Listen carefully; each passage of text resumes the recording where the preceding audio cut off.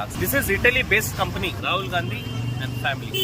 ಯಾರು sir? Rahul Gandhi and family sir. ಇವರೆಲ್ಲ ನಿಮ್ಗೂ ಗೊತ್ತು, ಚರಿತ್ರೆ ಗೊತ್ತಲ್ವಾ, ಅದಕ್ಕಿಂತ ಏನೇನು ಮಾತಾಡುವ. ಮುಂದಿನ ಪ್ರಧಾನಮಂತ್ರಿ ಯಾರಾಗಬೇಕು? ಇವರಂತೂ ಅಲ್ವೇ ಅಲ್ಲ ಸರ್. ಖಂಡಿತ ಇವರು ನಮ್ಮ ಮೋದಿ ಸಾಹೇಬ್ರು.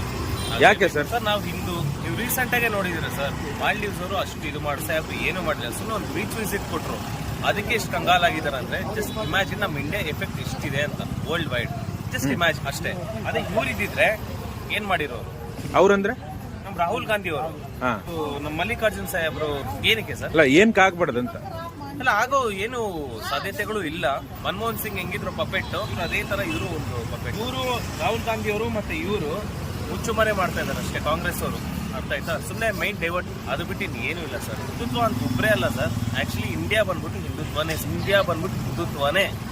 ಅದ್ರಲ್ಲಿ ಏನ್ ಸರ್ ಸಂಶಯ? ಏನ್ ಸಂಶಯ?